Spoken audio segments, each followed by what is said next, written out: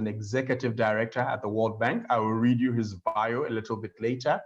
And then the next participant is Tom Anderson. He is the head of the European Investment Bank, regional representation for Southern Africa. His area covers most of Southern Africa with the exception of DRC and Tanzania. And he also has the Indian Ocean as part of his brief. The two gentlemen are going to talk to us about how the role that multilateral organizations can play in helping us manage climate risk. This event could not have come at a better time for us, given what we're going through. And for us, we are also pleased that it's given us opportunity to get such high-powered guests who ordinarily we probably wouldn't have had the chance to have at such an event. So again, thank you to our panelists and thank you to those who have joined us. My name is Kwame Antwi. I'm Kwame Antwi. I'm an investment analyst. I'm a market commentator. I work for KOA Capital. We're a financing advisory firm and also a management consulting firm.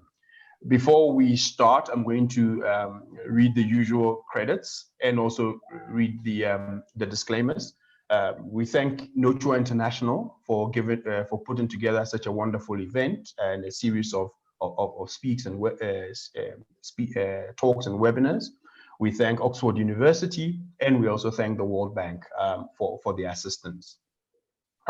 In terms of the house rules, listeners and participants will be in listen-only mode. The event will last for 1.5 hours. The two participants, main speakers, will have formal presentations, 20 minutes each, after which I shall open the floor for question and answer sessions. Again, remember that you cannot ask questions by speaking into your microphone. Questions will be using the text button. So you text your questions via the Q&A, and I will read the questions to the participants after the event. This event is going to be recorded and will be it's also being broadcast live on YouTube, and the recording of the event will be made available at a later stage on the Notua International website. So without further ado, I'm going to open the floor to the speakers. We're going to start with Tom Anderson, and as I said to you earlier, Tom is from the European Investment Bank. He has significant experience in financing, in multilateral institutions. He also has a significant private sector experience, having worked in a big private sector conglomerate in M&A. He's also been to some very strange places, including the Gaza Strip. So Tom is eminently qualified to talk to us about climate change and certainly its impact, given that his brief is Southern Africa and he understands exactly what climate change, the impact of climate change. So without further ado, Tom, I open the floor to you. Thank you very much. I will share my presentation.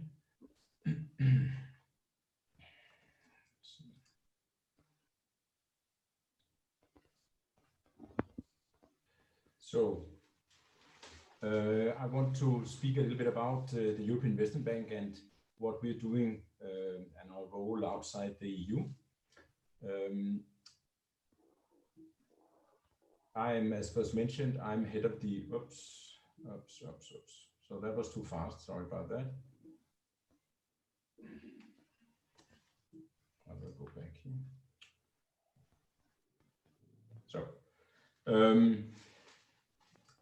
So we are owned by, the European Investment Bank is owned by the EU member states, as you know, and that due to Brexit, we are now 27.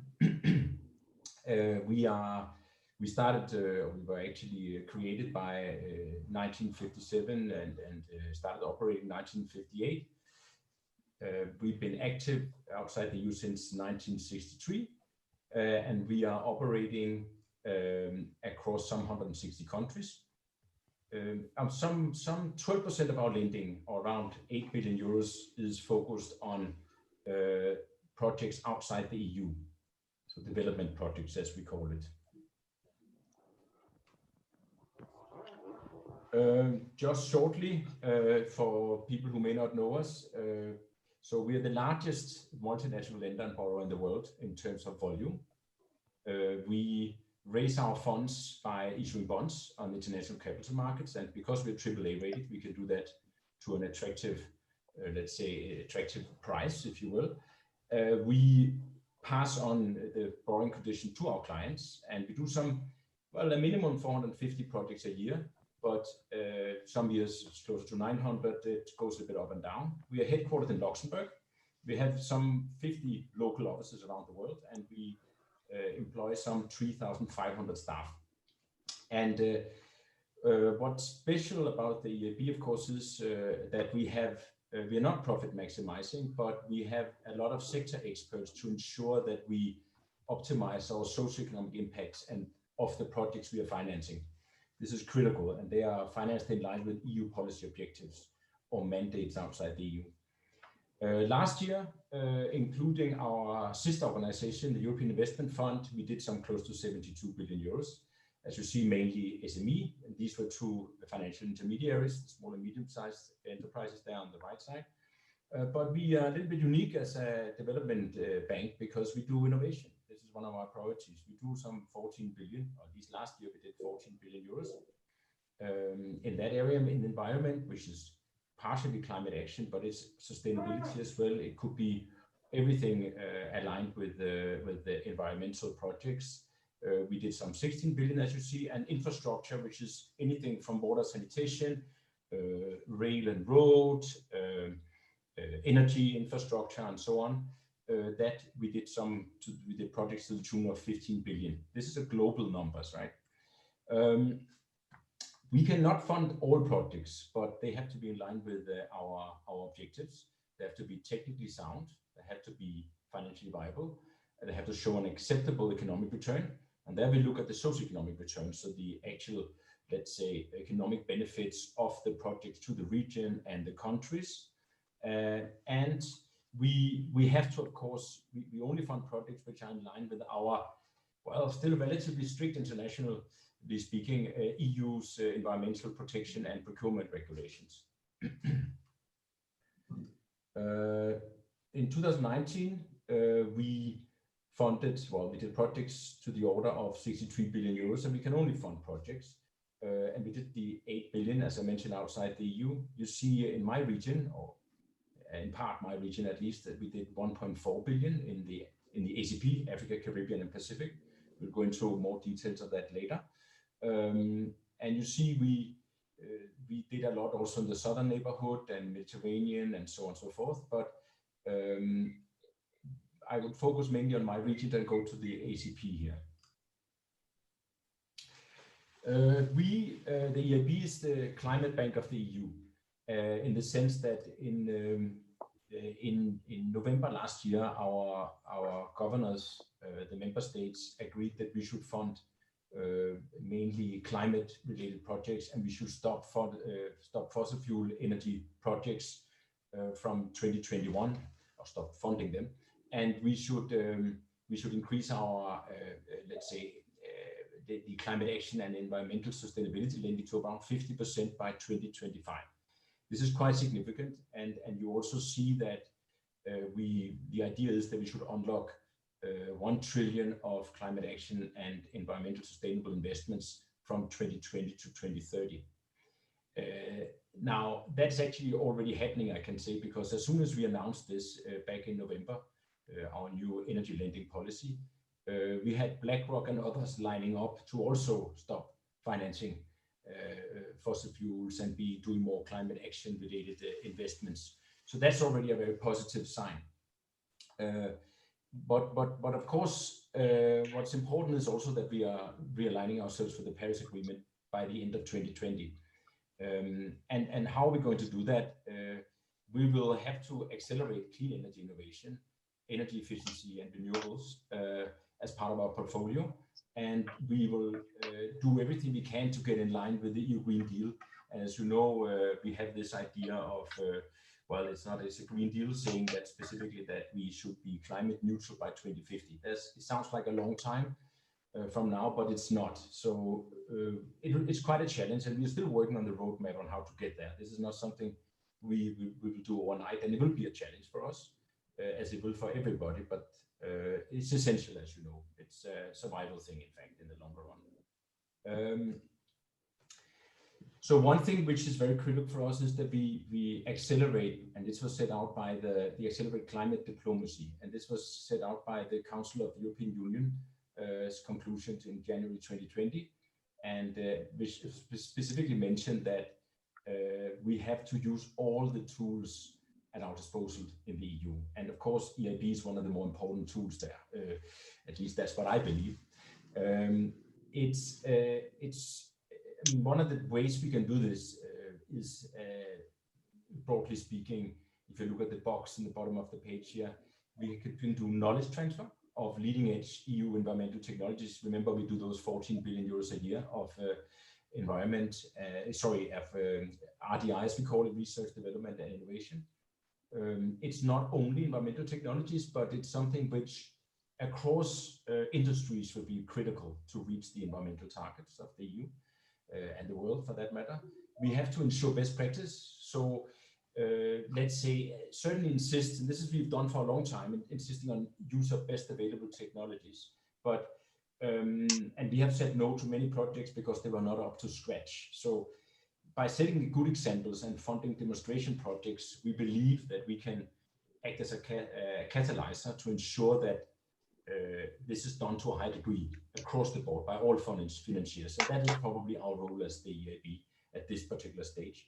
We also, of course, as I mentioned, we have to apply our, let's say, our particular knowledge of innovation in the field and broaden out the knowledge of the technological edge around the world as well, because we see a lot of projects and we see innovative projects as well as, let's say, less innovative projects. And now we have to focus on the more innovative ones to meet this challenge.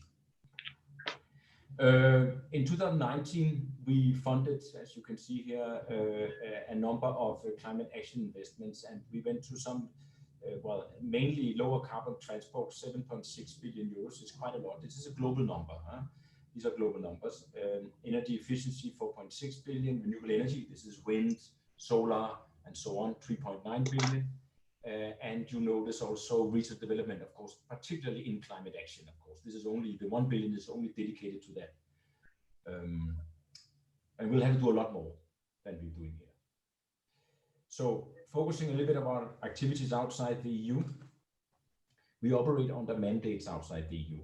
If we focus on the ACP EU mandate, the box in the lower right-hand corner, we operate under the Cotonou partnership, and here we are managing the ACP investment facility, or complementing by lending from our own resources with support from member state guarantees. So this is again the EU 27 helping us out to do operations. And you see the ACP this is Africa, Caribbean, and the Pacific, of course, and it's mainly Africa.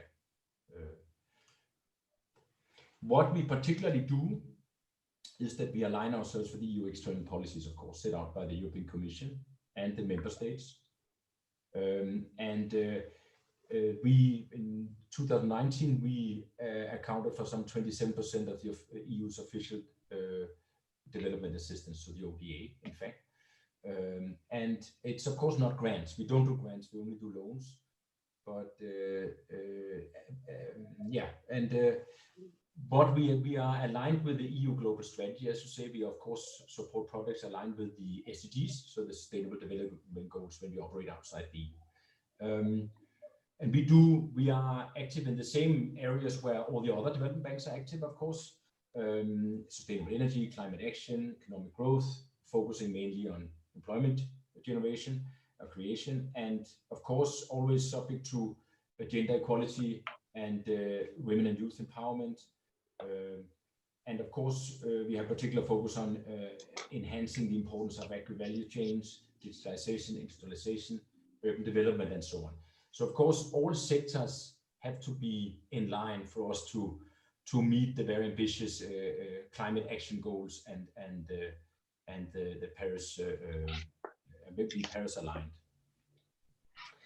One of the things, though, which I would just mention here, which is very important, specifically, if you look at one of the struggles we have in particular countries around, also in my region, which is the SADC net of DRC and Tanzania, so 14 countries.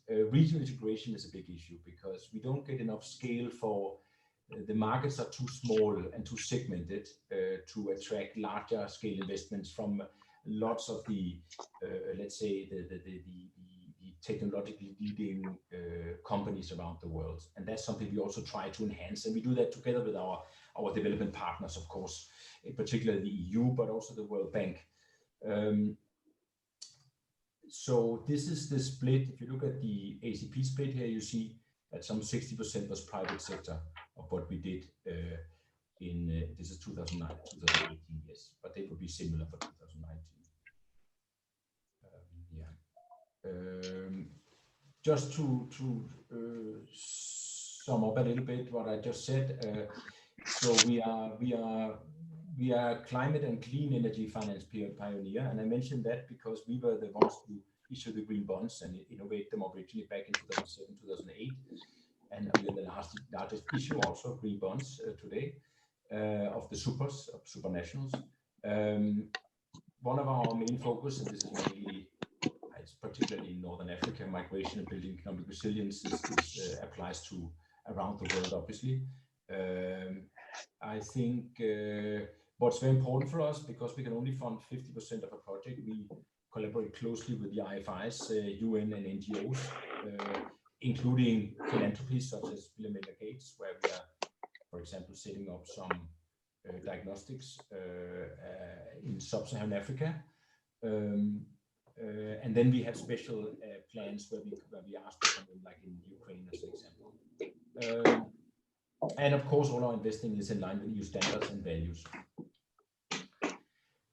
It's an important point to mention because gender equality is of course critical, and that's underlying all our investments, that we're really looking carefully at lifting up women entrepreneurship and supporting women and work. Now, I just want to show you an example of how we are collaborating with our development financing partners around the world. So you see here in the period from 2014 to 2018, the World Bank was our largest collaboration partner there in terms of co-financing of projects, followed by EBRD, so the London-based bank, and so on. And you see that in some 23% of those collaborations were actually in ACP and what we call OCT, which is the overseas countries and territories, which is a relatively small part of the lending volume, of course. As you can imagine, these are mainly smaller island groups associated to the EU. Yes, let me see, what can I mention? In 2018, we tried to, we have to make these measures, and you see, it's of course not easy to measure these things, but it's important. We have to quantify the actual impact on the ground, and we do a lot of that. And as you see, we are realigning and focusing a lot on the SDGs. So decent work and economic growth, some 247 jobs sustained in 2018, 30 million households powered under the SDG 7, SDG 6, 12 million people benefiting from clean water and sanitation, and connectivity, of course, is critical again for economic growth, and there we connected 2.8 or helped to connect 2.8 million mobile internet users. So these are the different tools we have in our toolbox.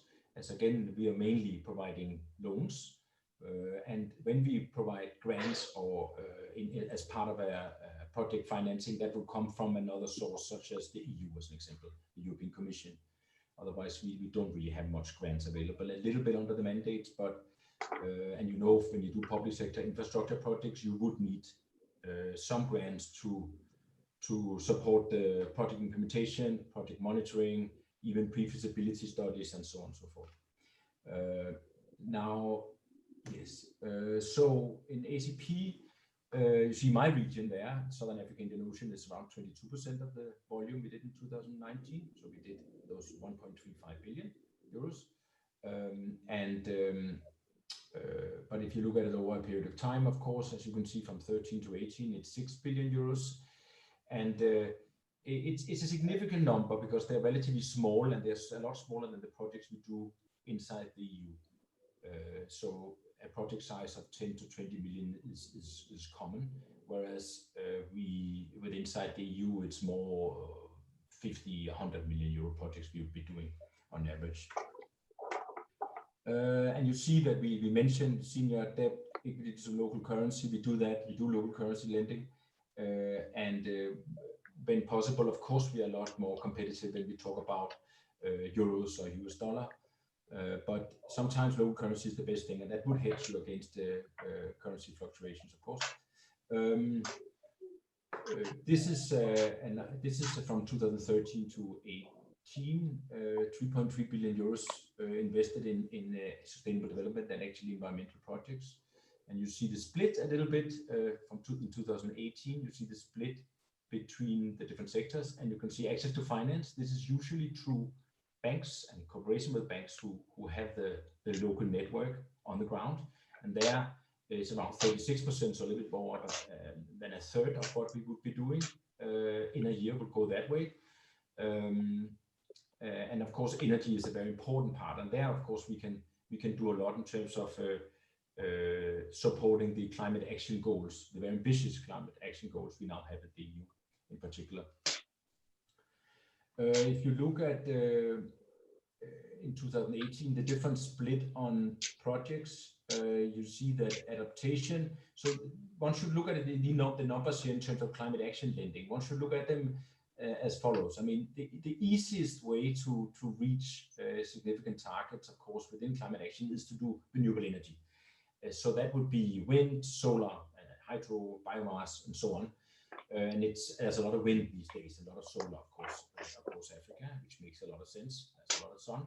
But if you look at adaptation, this is also extremely important, but that's more preparation for the future. And there is not really much of return coming out of adaptation investments. So this is something we insist on when we do project appraisals. We insist when we, let's say, build a port, we would say, look, you have to think about rising seawater levels within the next, let's say, 10 years, and therefore add a meter or two in terms of the actual, let's say, height of the port or the berth, and that of course increases the project cost. But this is something we would then try to facilitate also in terms of grants, let's say, supplying grants and getting our partners to help out in that sense as well, because this is becoming critical, of course, the rising sea water levels. If you look at mitigation and transport, that would of course be if you can replace, let's say, cars with urban transport, let's say electrical trains and so on, that would have a positive impact on the environment, of course. So that could be these 10 projects. I don't know exactly which is underlined, but that would make sense. And of course, the same goes for water and wastewater, where there's some relatively easy, but let's say low-hanging fruit in terms of positive environmental benefit. So to sum up, we are the European Investment Bank. We are a sustainable source of long-term financing, and we have a very deep knowledge of local markets in ACP. Of course, we combine our knowledge of the leading technological, let's say, industries and sectors. We use that particular knowledge of innovation and technologies also when we look at projects in the developing world. That makes sense. It's the same people doing the same thing. We have sector experts doing projects, the same projects in the same sectors around the world. And that makes us a little bit unique because we do so much R&D, if you will, research and innovation. And there we can add particular value. We bring this technical expertise to structure and assess the projects. And we always crowd in with our partners and EU, because we cannot fund more than 50% of our project, in line with good principal agent principles, for you who studied a little bit economics there. We of course can only fund projects which are 100% in line with EIB's environmental and social standards, which basically means EU's standards. This is critical. That's how we add value as well, because we offer them the advice and say, look, we have to change this and this, otherwise we can't finance the project. And that would then normally happen. Otherwise we cannot finance. We will just have to walk away, which we have done. If a project is not, as I mentioned before, BAT, best available technique, we have to walk away if the promoter doesn't want to change it that standard. And then, of course, we are financing projects outside the EU in line with the SDGs, of course, and the EU policies, which are again aligned with the SDGs. That's about it. Thank you very much.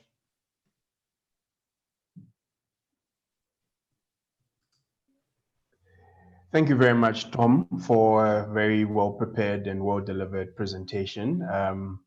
We've got some questions for you, even for myself as well, but we will do that in the question and answer section. Let's move on to the next presentation. So the next speaker on our list is Dr. Jürgen Zettler. He's the Executive Director at the World Bank Group. He represents Germany. He's a development economist. He has more than 30 years of experience. Prior to that, he was a Deputy Director General for the Multilateral and European Policy in the German Ministry for Economic Cooperation and Development. He was also head of division at the World Bank and IMF. He's also deputy head of the division at the WTO. So he has a lot of experience in multinational and sort of financing and also economic affairs that affects the world at a much broader and a global level. So I'm going to open the floor to him. I'm going to be the one who's going to be showing his presentation. So he's going to be giving me instructions, and then I will follow. So just give me a second. Let me just do this for a second from beginning.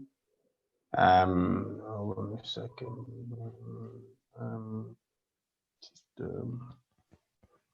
Let me just get the. Where is my Zoom? Share screen. There we go. Do you see my screen? I can see it. Okay. Tom, can you see it as well? Yep. All right. So over to you, Jürgen, if you don't mind. You call it Jürgen. Yes, that's fine. And thanks a lot, Kwame. I think you gave me the instruction to talk about climate risk in the financial sector. And that's what I will do. And I will focus on the role of the MDBs and how climate risk is taken into consideration in the MDBs, of course, with a focus on the World Bank, because that's my area of responsibility. So I will talk a little bit about different things. Could you please change slide? Yeah, we'll talk about, how does COVID-19 fit into the picture? Then I will say a few words on climate-related risks in the financial institutions, like the MDBs. I will outline positive developments we can see around the MDBs, and in particular with regard to the World Bank Group. And then I will focus on the World Bank Group's balance sheets, because there you can see the climate risks in different places. And then I would conclude indicating where I see room for improvement. So please move on. Yes, now COVID-19, everybody's talking about COVID-19, and looking at the papers and the public discussion, we can see that the public debate very much changed. Before the pandemic crisis, climate change was very much on top of the agenda, and now everybody's talking about the pandemic. So the question is, are these two different challenges? And clearly there might be some trade-offs, but some argue we should now focus on the most pressing needs, and that's the crisis we are facing. And let us now wait with the climate change agenda. We first have to focus on the crisis, and that's perhaps not the most appropriate approach, in particular because there might be trade-offs, but there are also synergies and commonalities between both COVID-19 crisis and the climate crisis. So I want to highlight three of them. The first one is there is a clear indication that the pandemic is linked to shrinking natural habitat and increasing environmental stress, where also climate change, of course, is contributing to increase environmental stress. But I think, you know, everybody reading the papers, it's clear that with the shrinking natural habitat, these viruses coming from animals, they can filter out and go out to where humans live, and then we have the problem. So both issues are linked. And there's another point, the second point. Perhaps you have seen air pollution. In areas where you have high air pollution, there usually the corona cases are elevated. So there is a clear correlation between both. And of course, climate change is contributing to air pollution, or let's say fossil fuel burning is contributing and leading to both climate change and air pollution. My third point is more general. So both challenges, the pandemic one and the climate change, seem to be linked with some fundamental features of our economic model. I think there's a discussion ongoing on this question. And this could have to do with some short-termism in our economic model, with a strong focus on cost cutting and not so much on building resilient systems, economic systems. And perhaps last point, of course, both challenges are a source of financial instability. And that's the core of the debate we are having today. So please move on. So climate-related risk in financial institutions. What kind of risks do we talk about? So the first one is physical risk. And this is, for example, due to climate-related hazards, like extreme weather events we have seen in the past a lot of times. And these episodes, they are really increasing. So we can, in the last 30 years, we can see a tenfold increase of those events. And this leads to destruction of infrastructure, destruction of property. It makes obsolete business models. It undermines the viability of some economies, and it has social and political repercussions. So this is physical risk. We are talking about physical risk, but we are also talking about what we call transition risks. And this is in particular due to changes in government policies in order to tackle with these challenges of climate change.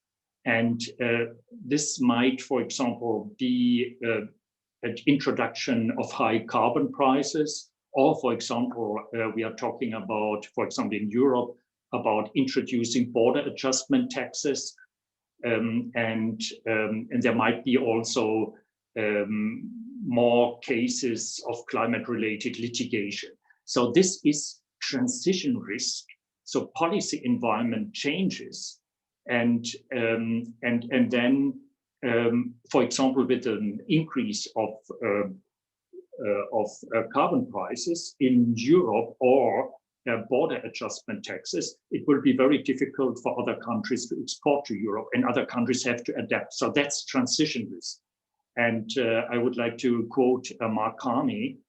At that point, he said that once climate change becomes a defining issue for financial stability, it may already be too late. So we all have an interest that we address this issue in terms of government policy more early on, because once it becomes so obvious that we have to act and governments act, then it might be too late because the economy goes already down the drain.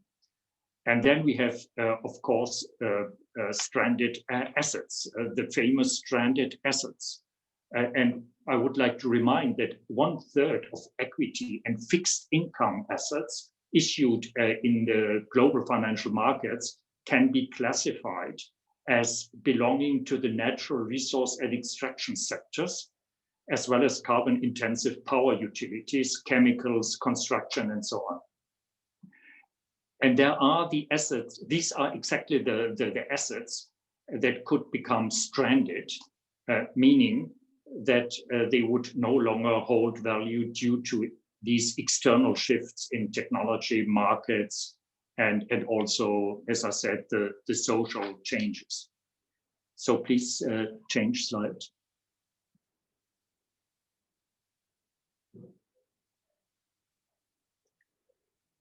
In fact, we can already see a lot of positive developments happening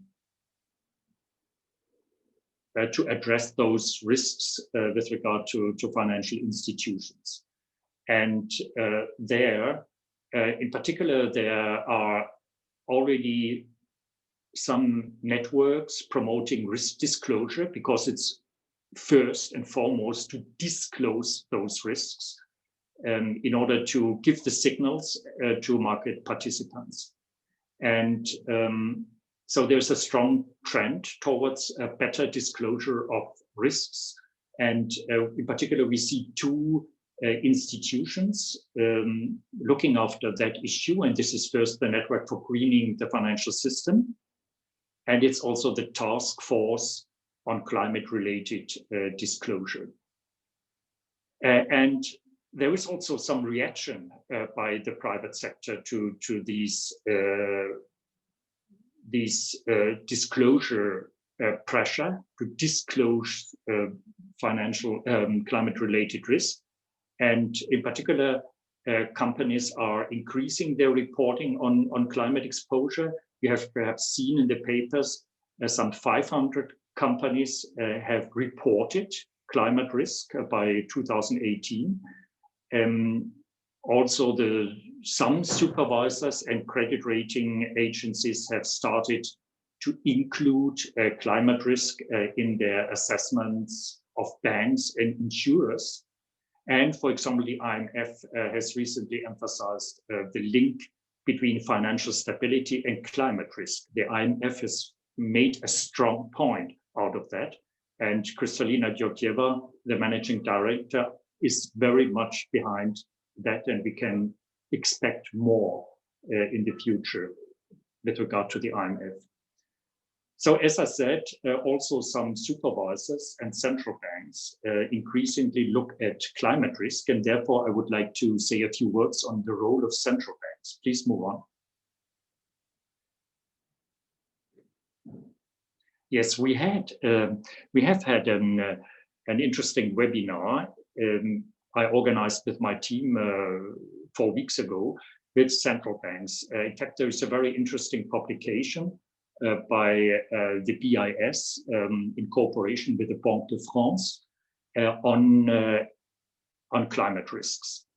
And there they address those both risks, physical risk and transition risks.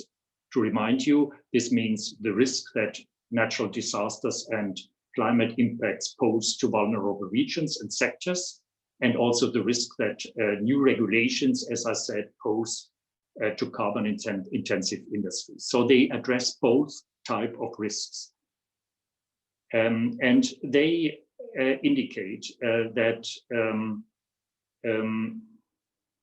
financial institutions can address those risks by different ways, in particular by mainstreaming climate into economic models, their economic models, by supervising banks and also evaluating their preparedness, and by promoting investments in green bonds.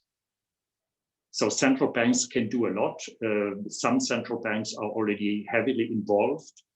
For example, the Bank of England, where Mark Carney was the governor until a few weeks ago.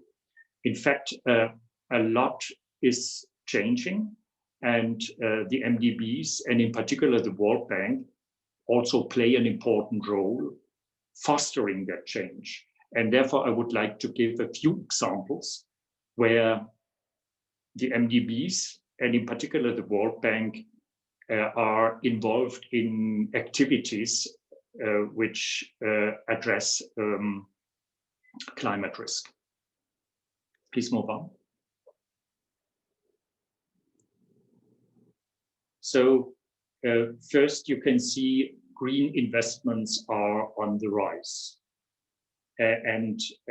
So there are a number of initiatives to promote green investments. The first one is driven by the World Bank. It's a partnership for green recovery and building back better.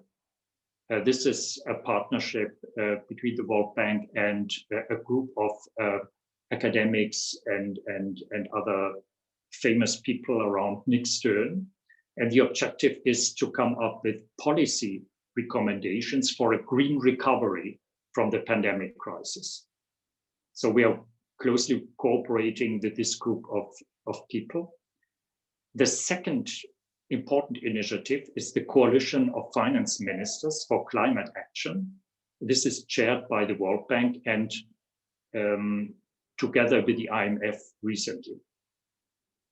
And so there we want to bring finance ministers into that debate. What can be done in terms of, in particular, fiscal policies in order to foster adaptation to this new situation and to delimit the exposure to climate change. And there are also a number of national initiatives spearheading green investments. You can see there the graph, and it shows that countries reacted strongly to the pandemic crisis with stimulus programs. And some of the countries also tried to introduce a kind of green component, tried to use the opportunity to transform their economies towards a greener economies. And there you can see that in particular France very strongly, the UK, but also China have strong components, green components in their stimulus programs. Please move on. No, I think that's back, no? The next one. Yes. So MDB have a mandate for a transformative climate action. And this is very clear in the World Bank. We have incorporated that in the business model of the World Bank. And for example, we had a capital increase 2 years ago where climate targets play a very prominent role. There are a lot of commitments with regard to climate targets. And perhaps the most prominent is the MDB and the World Bank commitment at the Climate Action Summit summits. And the last one was in New York last fall. And there, for example, 9 MDBs pledged to increase climate finance. It's for mitigation and adaptation to 175 billion per annum and by 2025. And we already can see good progress. For example, in 2018, the combined climate finance had already reached 111 billion. And the World Bank is the biggest contributor. And we are struggling because at the moment, the big discussion in the World Bank is how can the World Bank play a role to make the stimulus programs of the member countries, in particular developing countries, greener. So if this if we succeed in doing that, the climate finance will increase. If we don't succeed, it will decrease. Please move on.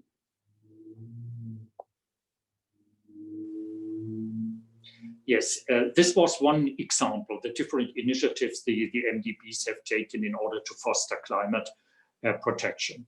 There is another interesting example where we, my team, and the German government were, I think, and I hope, important contributors. And, you know, the MDBs, most of them, and in particular the World Bank Group, they do policy lending or development policy operations. It's not project financing, but it's a kind of budget support where you give money into the budget of the partner countries, but the partner countries, they then should, in return, adapt their policy frameworks. And I think personally that this is very important to foster climate protection, because very often it's not so much about projects, a renewable project here and a wind project there, but it's about changing the policy frameworks. For example, if you have heavy fossil fuel subsidies, it doesn't make sense for private investors to come in. And the green investment have to be driven by private investors. So you need to get the policy framework right. And there, the only instrument are development policy loans by the MDBs. And therefore, we try to use that instrument in that way to foster investments in climate protection.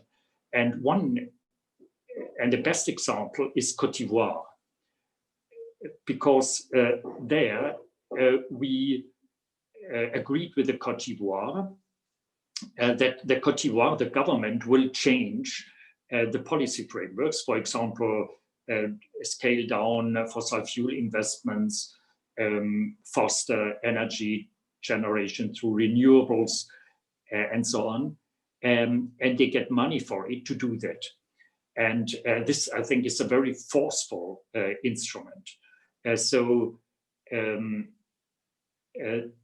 With regard to the Côte d'Ivoire, there were 3 focus areas. This program focused on improved forest management, on the promotion of renewable generation and also energy conservation, and the improvement of domestic resource mobilization and the targeting of pro-poor programs. And I think these kind of programs are very relevant at the moment because, as I said, you know, all these developing countries, they do kind of stimulus programs. So now the external partners are helping them, you know, to survive. And much of the money comes in form of budget support. And this is a huge opportunity to design that budget support in a way which doesn't only help to stabilize the economies, but also to transform the economies for the greener.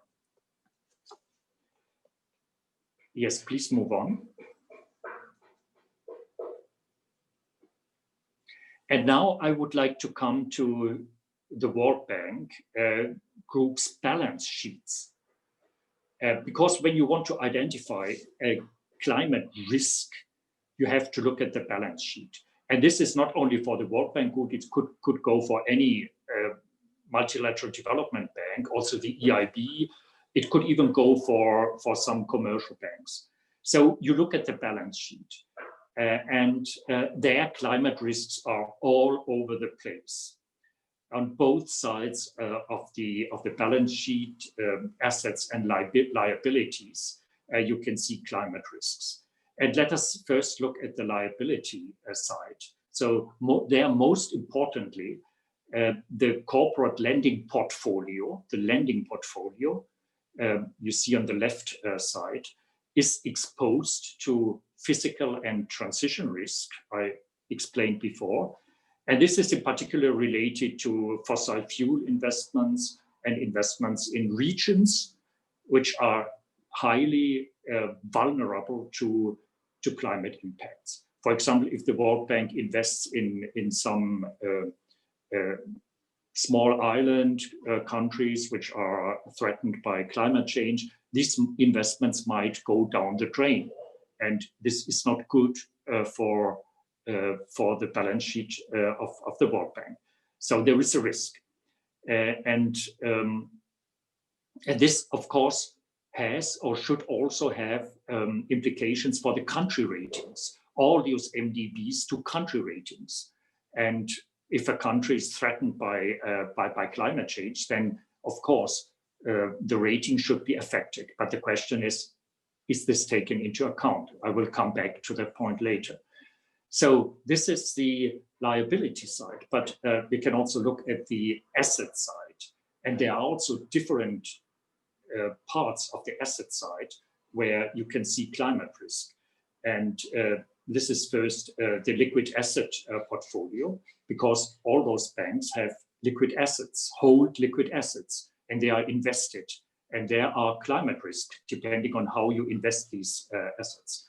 And it's also linked to the pension fund, because these banks have to hold some funds in terms of assets in order to pay for the pensions of their staff. And there also, depending on how they are invested, those funds, there might be climate risks. And a question linked to that is if and to what extent ESG standards are applied when investing those liquid assets and also the pension funds. Yes, I just mentioned. Okay, so furthermore, climate risk may also affect the ability of the World Bank Group to raise funds on the capital markets. The refinancing via bond issuances, and that's what they do all the time, might become more expensive if potential investors perceive a relative high carbon risk in the lending portfolio or in the assets. If those potential investors see, oh, there are many risks in the balance sheet, they are perhaps hidden, then of course they would ask more interest. They would take it into account when buying World Bank bonds. And besides, climate risk could also lead to higher capital requirements and higher reserves for operating losses and asset write-downs. So these are huge implications. And now you can move on. And now the last slide and the last question is, are they taken into account, these implications, these risks? And what has been done, and in particular, what needs to be done? So the policy recommendations. As climate risks raise concerns regarding the financial viability of the World Bank Group's business model, shareholders and also the broader public have an interest to ensure that those risks are taken into consideration. Because, for example, Germany is a shareholder in the World Bank Group. We don't want the World Bank Group to go down the drain because of risks. So, because risks are not accounted for. So, of course, you know, I, as the German representative in the World Bank Group, I want the World Bank Group to be a climate bank and to really with its investment to protect the climate. But there is another dimension to it. It's a kind of fiduciary role. Apart from that, I don't want the World Bank Group and the money Germany put in the World Bank Group don't go down the drain. The World Bank would become a stranded asset. I don't want that. And so every politician, everyone who cares about his or her financial investments in such an institution also has an interest that these risks are taken into account.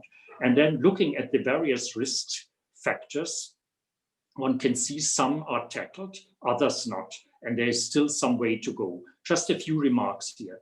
For example, the risks with regard to the lending portfolio. There we can see there are some efforts to tackle those risks, and also the World Bank Group little by little went out from fossil fuel investments. For example, the World Bank doesn't do coal investments. Didn't go as far as the EIB.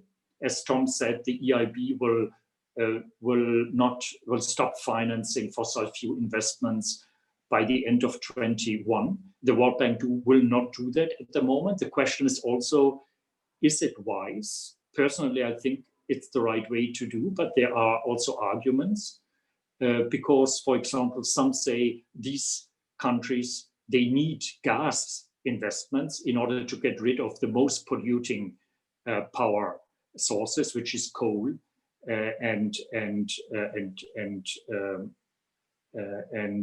petrol. So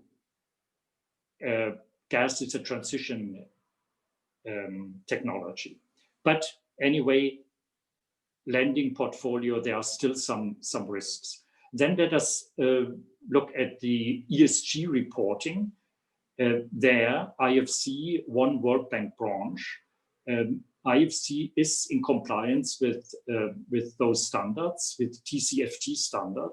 It discloses climate risk in the financial statements. However, the World Bank Group, the World Bank part, the World Bank Group consists of World Bank and IFC. So IFC is doing that, but the World Bank part doesn't do that, doesn't disclose those risks in the form of ESG reporting. Then looking at country risk rating, what I alluded to before, there again, there's no systematic consideration in the country risk rating up to now. And looking at if there are scenario-based risk managements, which also take into account different climate scenarios, again, until now, they are not. So we are, the German government and I as the German executive director, we are arguing in the World Bank that these risks are better taken into account. First, for fiduciary reasons, because it's German taxpayers' money we put in this institution, but also, of course, to make the World Bank a climate bank, and to even better, they're already doing a lot, but even getting better, fostering investments in green technologies. I'll stop here. Thank you.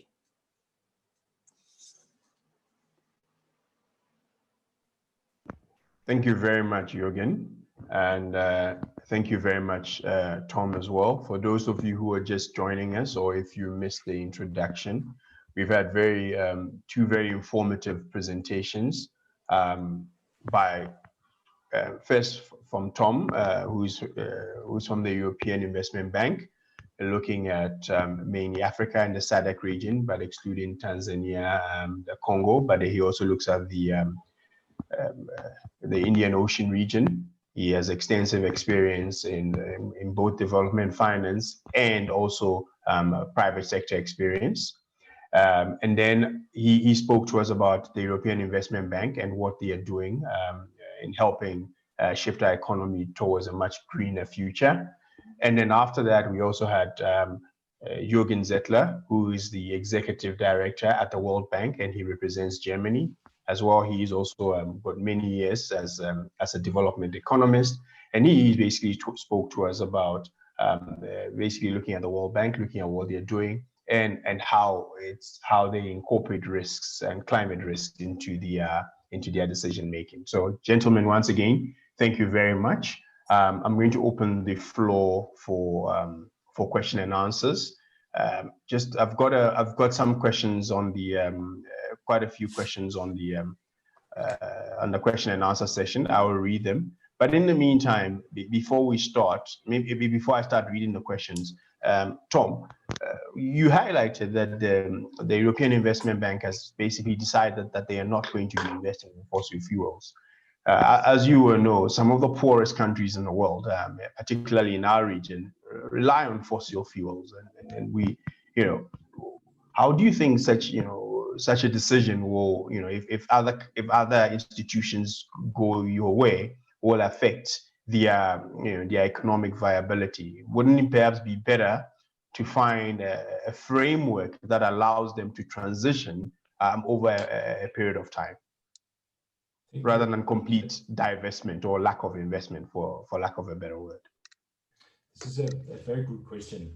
I think because we are the EU's policy-driven bank, and because we very much, we have the World Bank, we have a lot of other banks out there, also a lot of EU development financial institutions who will continue to do projects, also the more, let's say, as we call it now, more dirty ones. We need somebody like the EIB to somehow trailblaze important areas, which are actually extremely important for everybody. I personally don't believe in this very, I think it's important to set the good examples to be replicated, and I think that's what we're doing. But on a personal level, it seems maybe a little bit drastic to say by end of 20, beginning of 2021, we will not finance fossil fuels anymore. But we can do that because we have the World Bank out there. We have IFC, we have all the other banks doing a lot of projects, and we will continue doing it. But we do need somebody who sets best practice. We do need that. Somebody has to do it. And as I mentioned, because we announced this, you had BlackRock, so the largest hedge fund in the world, coming in saying we will also now clean up our act a little bit. And and Microsoft and others came after. So it has a very positive effect. On my personal level, I like progress towards myself. I think one should maybe not make it be too extreme, and that's also what we're doing. We're saying we have a year where we can still finance, but we really have to look at how we can green these projects, and if there's no way we can find the proper alternatives in terms of renewable energy and so on to supply the necessary energy and so on, then I think then we will not be financing. But as it is now, we can't. But again, I think it's important to set the standard and show everybody, look, this is the way forward. And I should say, this is actually what, including the German member of the board, and I'm Danish myself, the Danish ones, everybody wants that. The EU said you should be the climate bank. We need somebody. All the member states of the EU says we need somebody to do this. And I think that's the role we've taken upon us. And it's a very, of course, clearly, arguably, we all agree, it's a very important role. So I think we can still do it a year more. Well, until half a year, until the end of this year, we can do it. But to be totally clear, there's a big difference there between, let's say, the World Bank and us, because we actually stopped financing coal. I did one of the last cement projects based on coal myself in Syria as an economist, and that was back in 2008, and that was very difficult to get through our board. So it's really not, you see, it hasn't stopped now. We all know that climate has been changing for a while, right? So it's actually nothing new. We can't postpone this decision forever. We need somebody to say this is enough. So I think that's what we are then trying, and set this good example. Thank you. I've got a question. Thank you very much. I've also got a question for both of you, but let's give Jürgen a chance, because he's a development economist as well. In terms of greening the recovery, in your view, what practical steps do you think countries can take?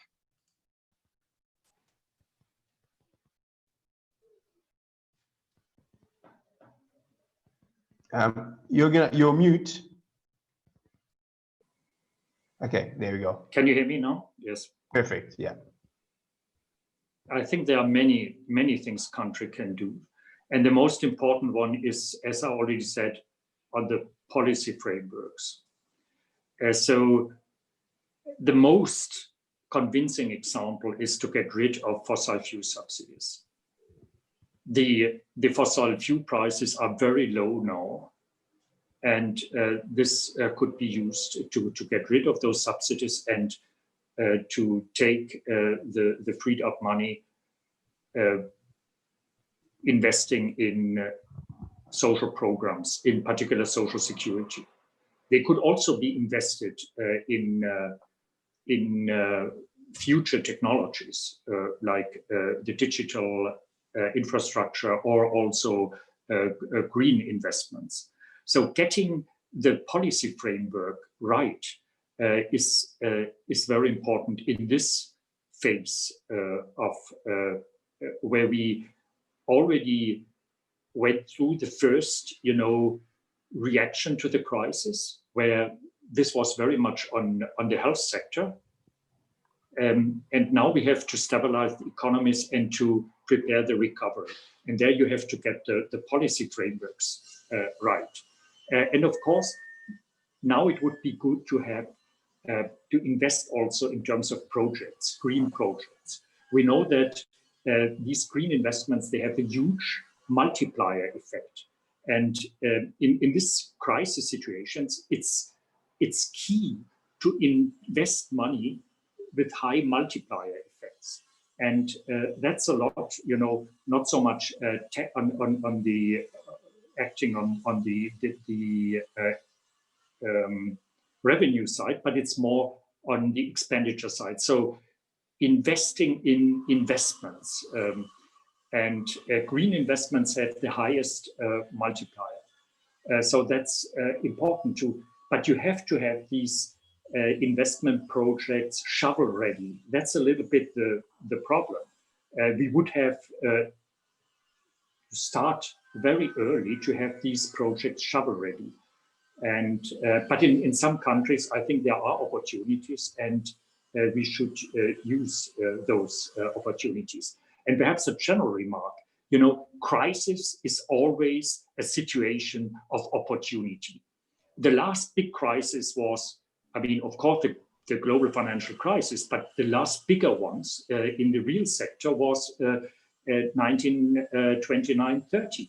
And what could we see at that time? That some countries took the opportunity and really remodeled their economies, but also their societies. The United States, for example, with the big deal of Roosevelt, where the whole society was redesigned, and the state played a bigger role. Social investments became more important, and now we have the same situation. And if we now only focus on, getting the economy stabilized, we lose an opportunity.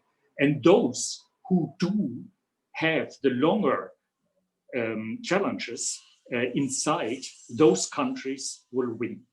And that's, I think, it's a big advice also to developing countries. Okay, thank you. Tom, do you have anything to add to that?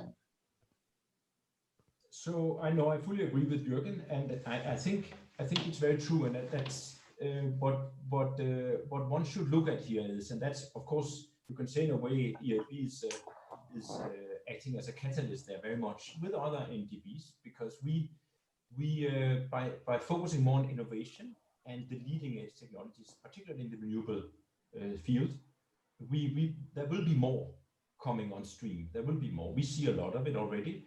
And I think that's extremely positive, and that has to happen. And because what sometimes we see in some of the countries, certainly the ones I cover in SADC, including South Africa, they sometimes forget to compare with other countries. They forget the comparison, and it is very important that you look at the comparatives. You compare to how other countries are doing it. So if you, let's say, are South African, you compare with Namibia and Botswana, you may look like you're doing really well.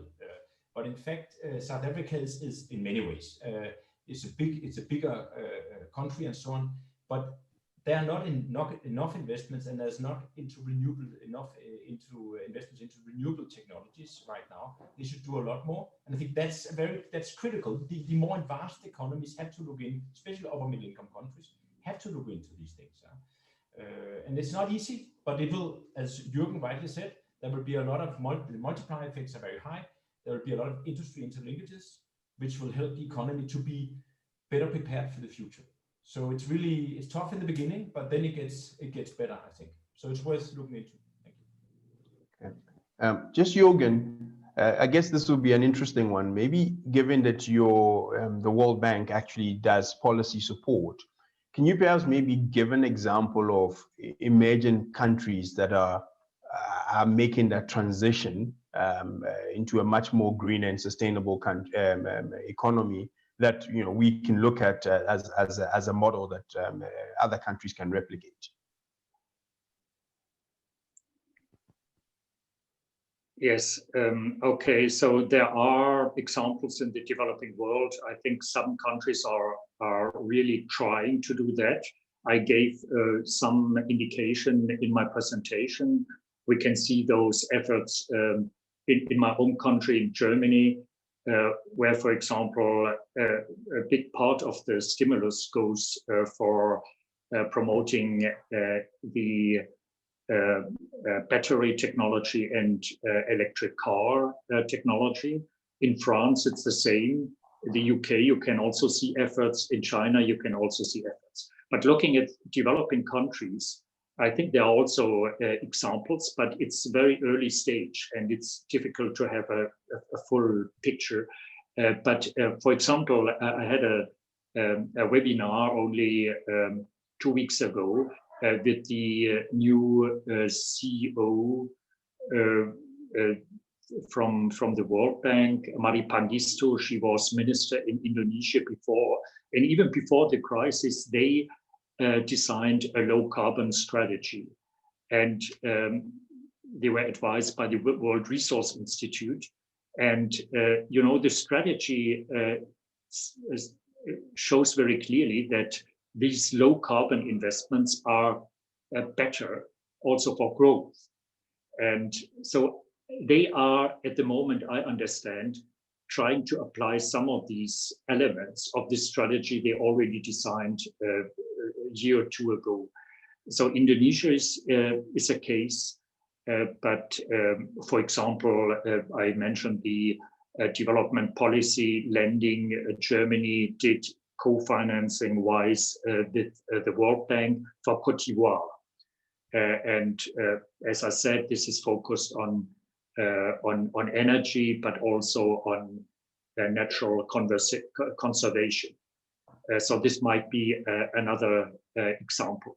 But your question is a good one, and I think it would really be worth it to follow exactly what countries do, and also with the objective that others could learn from them. And I think in only a week or so, there will be a webinar organized by the World Bank. Again, Mari Pangistu will probably be on the panel. From the German side, there will be Minister Müller or State Secretary Jäger, probably. And we will discuss best practice in developing countries. This will be exactly the question. And there will be also representatives from developing countries on the panel, for example, from Costa Rica. I guess that Costa Rica has made positive experience in that regard. Okay, just on. Thank you very much, Tom. One of the questions that we've seen is how do you ensure that the investments that you're making is truly green and people are not just greenwashing, given your new stance? Thank you very much. So we are, of course, working. I mean, I will not pretend, and I think nobody in their right mind will pretend this is an easy process. It's not. This is not easy. We are all struggling, and it will be difficult for us to reach those 50%. But by doing it, we'll be helping everybody, I think. And I think that's what we need right now. And I think what we do is that what we normally do when to make sure that our counterparts, our intermediaries, or the project promoters do what they actually do when we fund the project is that we monitor carefully, but it's also contractually based.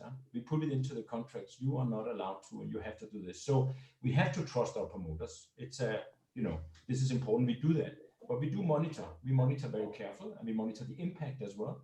So, and that will go against our impact targets if it certainly turns out that a project which creates 1,000 jobs suddenly turns out to be very polluting, or So this is very important for us. So we follow up carefully on this. We don't just. So that's the advantage in a way of being a project financier as we are. We can only fund projects. It's very concise. It's actually quite a concise, let's say, exercise, because you define a project, you have technical experts out, they check whether everything is BAT, so best available technique, compare with all the other projects, and there we do, in terms of we are second to none in terms of addressing the most advanced projects in the world. That's of course our expertise, because we do so much R&D and environment already. So we can actually very quickly see this, and then we have to follow that they actually do what they said they're doing. So that's actually what we do, and that is quite intensive labor-wise as well, but that's the only way. Okay. So, I mean, I've got a few questions on that. So I think they are similar, so I won't read all of them. The last one on for that part, and then we can move to Jürgen, is the EIB part of the responsible banking principles? So we subscribe to all the let's say the triple bottom line and all these things around the world, but we are a special institution in the sense that we are not let's say audited by the standard banking authorizations or institute. We're not a commercial bank. So we have a court of auditors, the EU, auditing us, and we have different internal controls to audit us, and we have also published our best banking practice, exactly what we're doing and how we operate. It's on our internet, so we have that line out there so everybody can see how we operate. But it is true that we are, when we do projects to a large degree, and this is, I say that on my own account, of course, we do try to cherry pick to a large degree where we have the highest impacts. We're not going to do all projects in the world. That was never our role, and that makes it also easier for us in a way to be checked and be compliant, which I believe we are. But we are a special institution in that sense. We are an EU body, not an institution, but an EU body. So we have special EU control mechanisms in place. Yeah. Okay, Jürgen, I've got a question for you. This relates to the World Bank's ongoing decision to fund brown assets. We had the IMF here about 2 or 3 days ago, and one of the things that they pointed out to us is that in addition to brown assets not necessarily being good from a social point of view, there is increasing evidence that they tend to be riskier from either volatility or some other form of implied risk that manifests itself down the line. How is the World Bank managing its portfolio with respect to some of these investments that will be on your balance sheet? If you have some practical examples, that will also be helpful. Yeah, thanks a lot, Kwame. I mean, that's exactly the point I also wanted to outline in my presentation.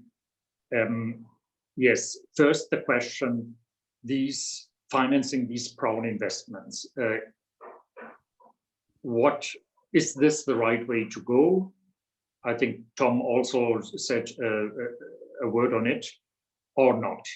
And as I said, financing these brown investments, there's elevated risk. And that's what also the IMF says. There's elevated risk because of the reasons I gave.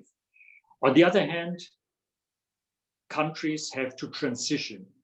Probably it's not possible to transition from today to tomorrow from a kind of brown economy to a green economy.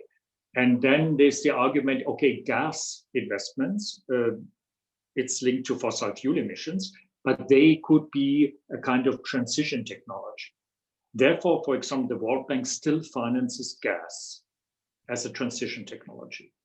What I do in the board is whenever these investment proposals come to the board, I do not say yes or no, gas, yes or no. What I say is, okay, let's look at the country. Let's look how this fits into, for example, a gas investment, into a longer term plan. And then I ask, for example, on the energy mix, what share of the energy generation is renewables, is gas, is and G is coal.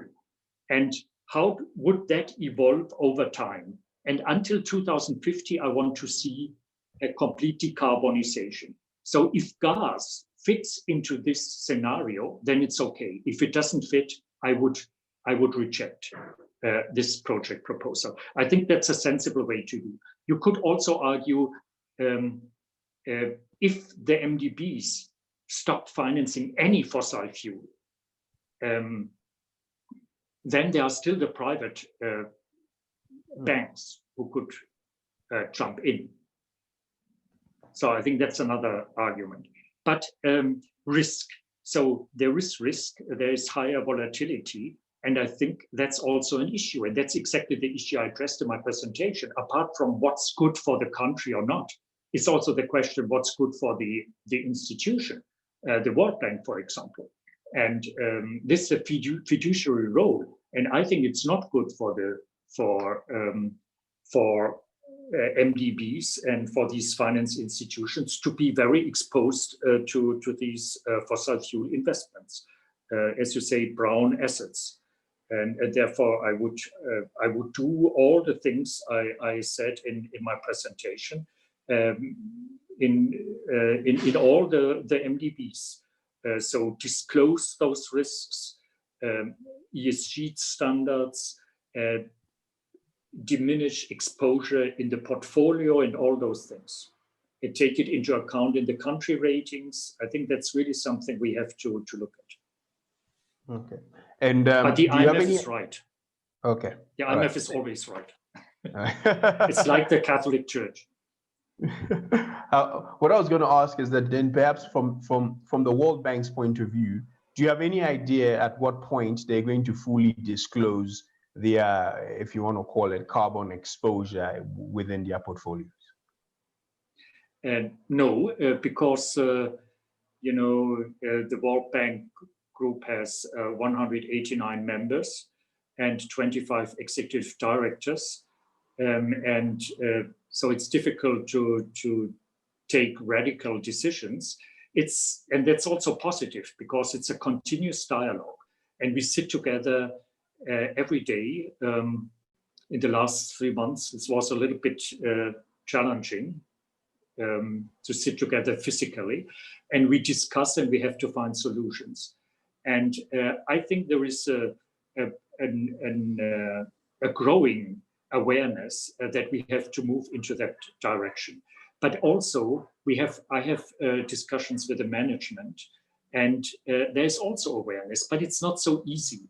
It's also, linked to technical problems. For example, country risk ratings, forward-looking risk scenarios. That's something which is not easy to do.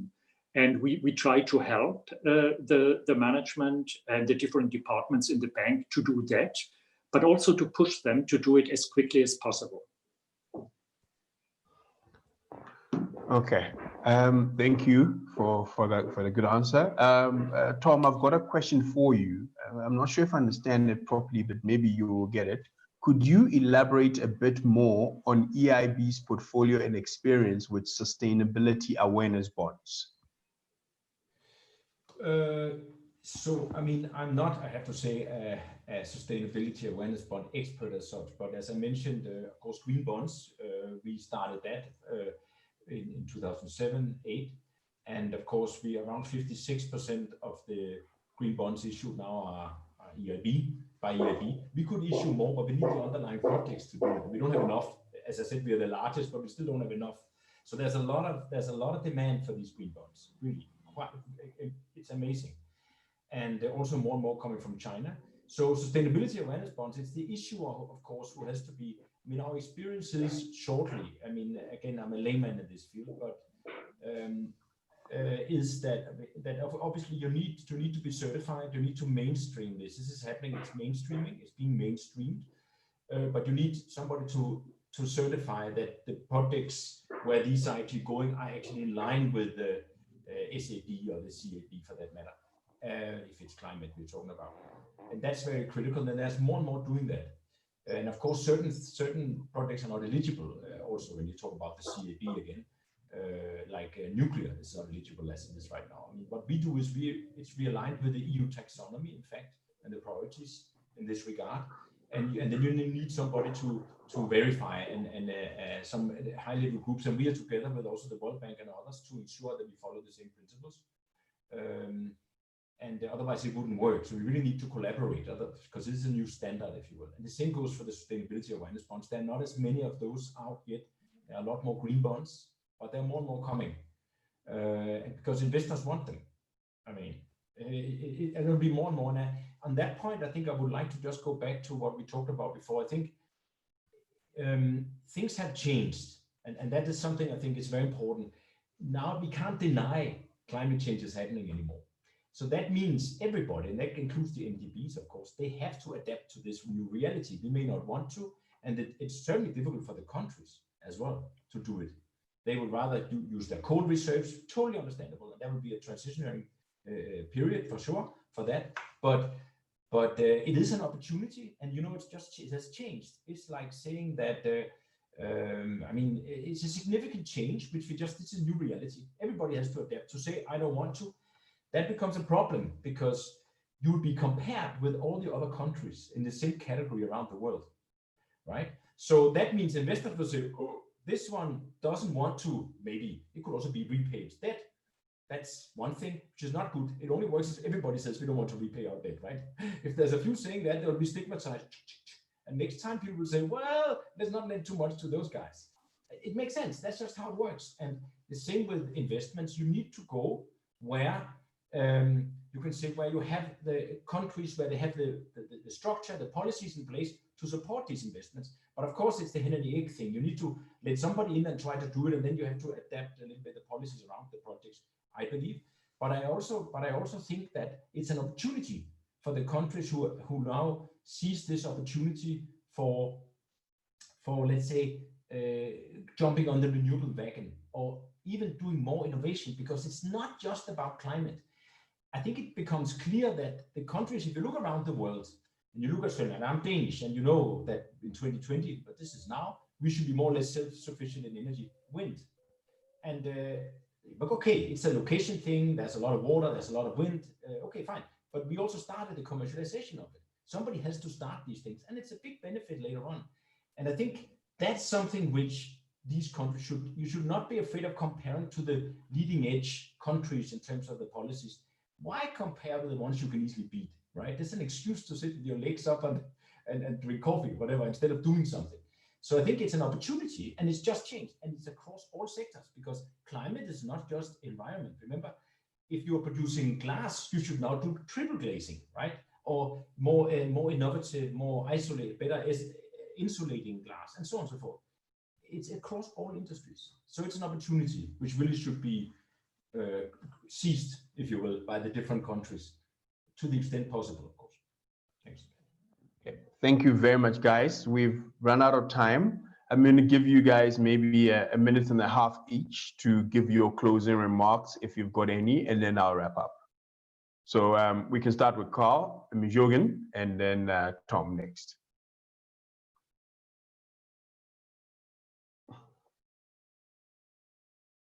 Jürgen, you're on mute.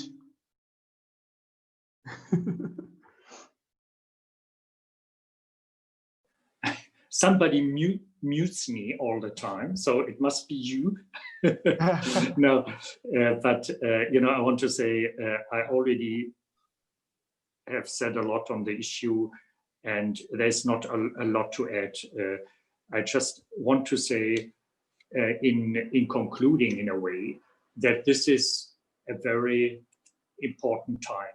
We have never, ever invested so much money into our economies that at the moment. And this is in particular the case for developed countries, for industrialized countries like my country, Germany. A big share of the GDP is invested in terms of stimulus. It's the case for the US and for other European countries. So we invest so much in terms of fiscal policy, but there's more and more talking also how monetary policy can be used to foster green investments, and in particular, because brown investments are linked to risk. And therefore, the central banks have a role. So it's both fiscal policy and monetary policy. We are changing the rules of the game. We are investing a lot. We are changing our policies. And it's all about, getting our economy stabilized and recovered.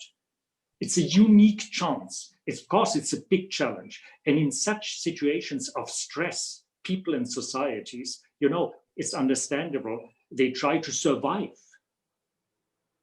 But some societies and some actors will have the capacity to look in this situation of stress, not only to survive, but to have a little bit a longer view and to use these huge funds now mobilized also for the longer term. And this means in particular to transform our economies into greener and more sustainable economies. It's not only green, it's also sustainable from a social point of view, to make economies more resilient, to overcome short-termism.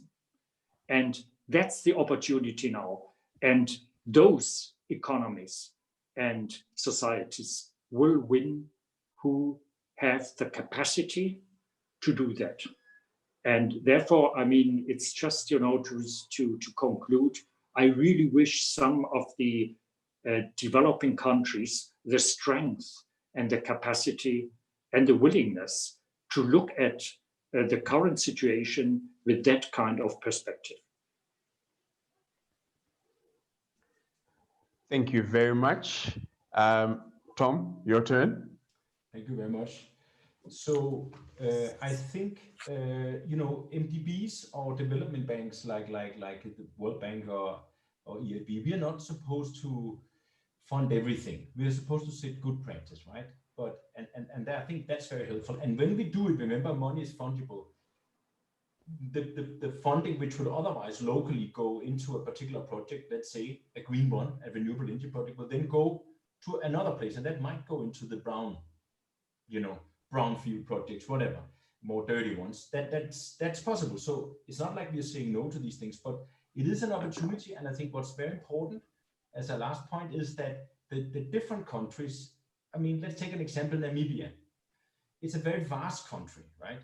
It has a huge coastline and it's very big and there's almost no people.